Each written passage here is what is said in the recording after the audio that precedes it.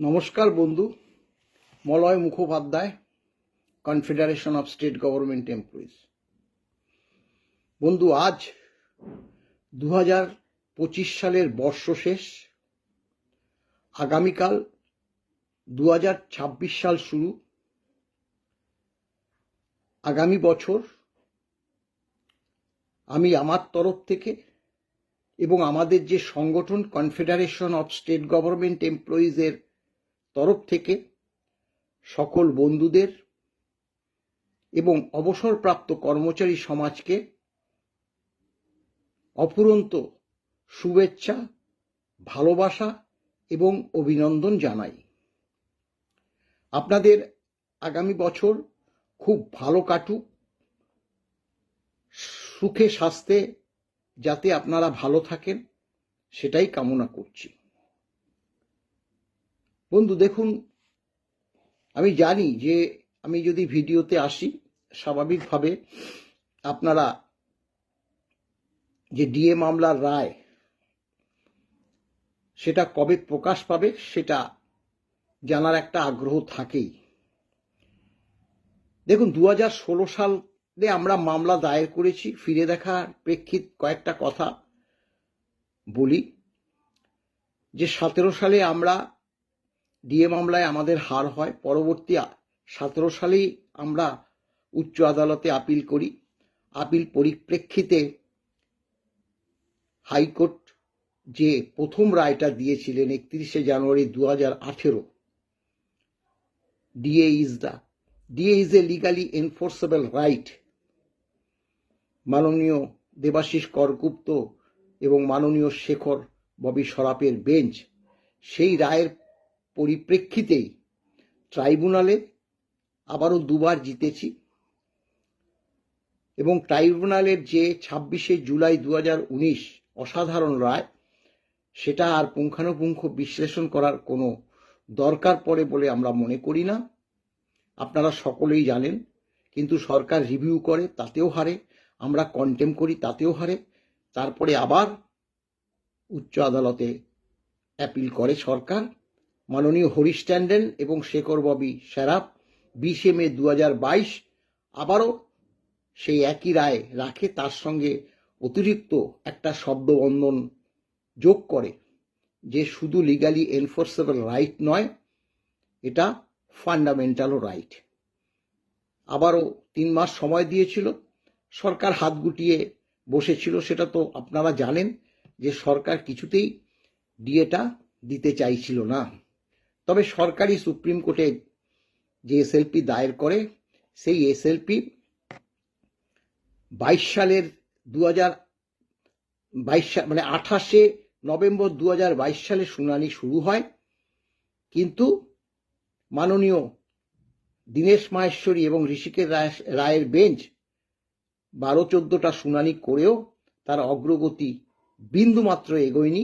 পরবর্তীকালে আমরা যেটা লক্ষ্য করেছি, আপনারাও সকলেই জানেন, যে মাননীয় বিচারপতি সঞ্জয় কারোল এবং PK মিশ্রের বেঞ্চ বহু শুনানি পরিশেষে গত 8ই সেপ্টেম্বর 2025 মানে রায়টা শেষ হয়, শুনানি শেষ হয়, মাফ করবেন, শুনানি শেষ হয় এবং রায় রিজার্ভে রাখে।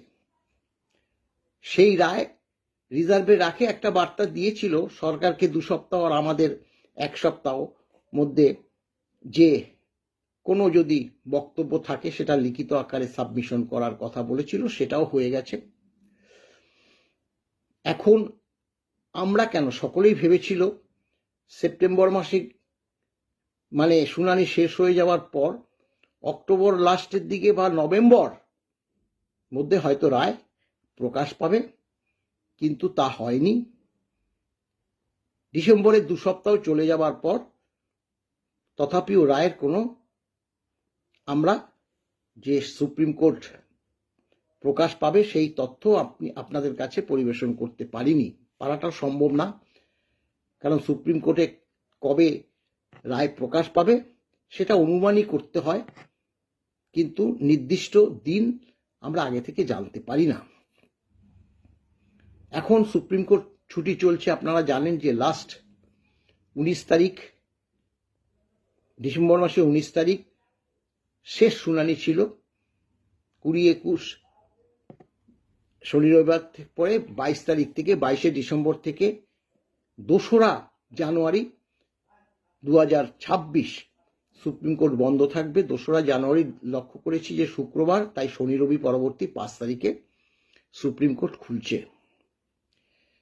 দেখুন, একটা বার্তা আমরা দিতে পারি, আমাদের সর্বোচ্চ আদালত কানাঘুষোতে শুনেছে, তার সত্যতা অবশ্য তারা পরিষ্কার বলে দিয়েছে যে এর কোনো সত্যতা নেই, যেহেতু সেন্ট্রাল গভর্নমেন্টের যে কর্মচারীরা তাদের 3 কিস্তি দিয়ে 2020 সালের জানুয়ারি মাস 4%, 20 সালের জুলাই মাস 3%, আর 21 সালের জুলাই মাস, এই টোটাল 11% দিয়ে 18 মাস তারা পায়নি, বকেয়া ছিল।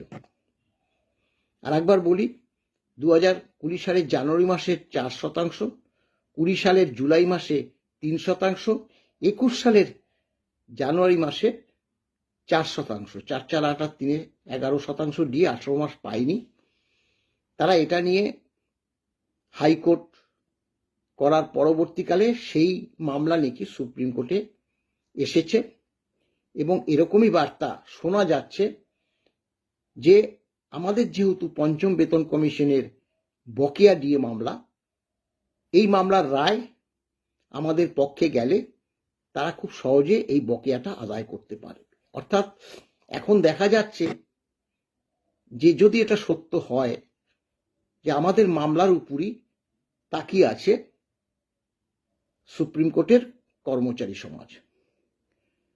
এখন সেই কারণে সার্বিকভাবে, আমি এর আগেও বলেছি, সার্বিকভাবে একটা রায় প্রকাশ পাওয়ার সম্ভাবনা বেশি। তার মূল কারণ যে এখানে সরকারই টেনে এনেছিল 7টা রাজ্যকে, যে এরা নির্দিষ্ট নিয়ম মতো ডিএ পায় না।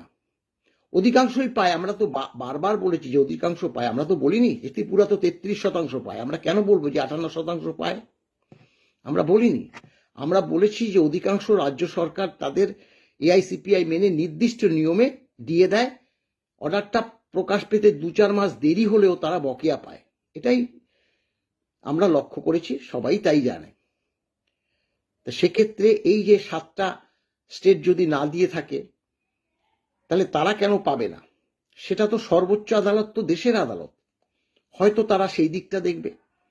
তারা দেখবে যে পশ্চিমবঙ্গ সরকারের কর্মচারী তারা ডিএ পাচ্ছে না, কিন্তু তাদেরই কর্মচারী দিল্লি চেন্নাইতে বসে যখন কাজ করছে তারা কিন্তু মানে all India consumer price index অনুসারে ডিএটা পাচ্ছে।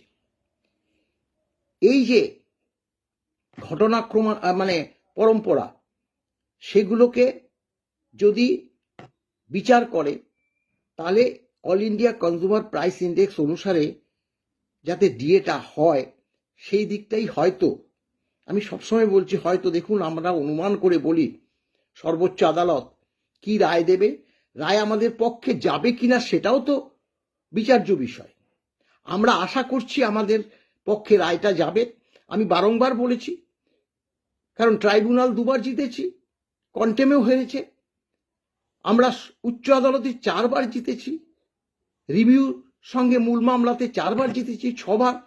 সুপ্রিম কোর্টও মনে করেছে যে না, ডিএ মামলা অনেক দেরি হয়ে গেছে, এবং কর্মচারীদের পক্ষেই ডিএ মামলা যাওয়ার দিকটা তারা বিবেচনা করেই বলেছিল 50% পরবর্তী 25% ডিএ দেওয়ার কথা বলেছিল মে মাসের 14 তারিখ। তা এখন সেক্ষেত্রে আমরা তো আশা করতেই পারি আমাদের পক্ষে যাবে। তাই আগামীকাল 1 জানুয়ারি, আর তার 4 দিন পরে অর্থাৎ 5 তারিখে সর্বোচ্চ আদালত খুলছে। আমরা আশা করছি যে সোমবার খুলছে, সোম থেকে শুক্র, না হলে পরবর্তী যে সোম থেকে শুক্র সেকেন্ড উইকে, এই 2 সপ্তাহের মধ্যে রায়টা হয়তো প্রকাশ পাবে। তারপর তার এই 15 দিনের মধ্যেও যদি প্রকাশ না পায়, 2 সপ্তাহের মধ্যে, সত্যি সেটা সেক্ষেত্রে আমাদের যে দুর্ভাগ্য কোথায় গিয়ে দাঁড়াবে আমরা জানি না। আশা করছি এখন দেখা যাক কি হয়। আপনারা ভালো থাকুন। আবারও বলছি, নূতন বছর, ইংরাজি নূতন বছর 2026 সারা বছর যাতে আপনারা ভালো থাকেন, সুস্থ থাকেন, পরিবার পরিজন সহ যাতে সুস্থ থাকেন, ভগবানের কাছে সেই কামনা করে আমি আমার বক্তব্য শেষ করলাম। নমস্কার বন্ধু।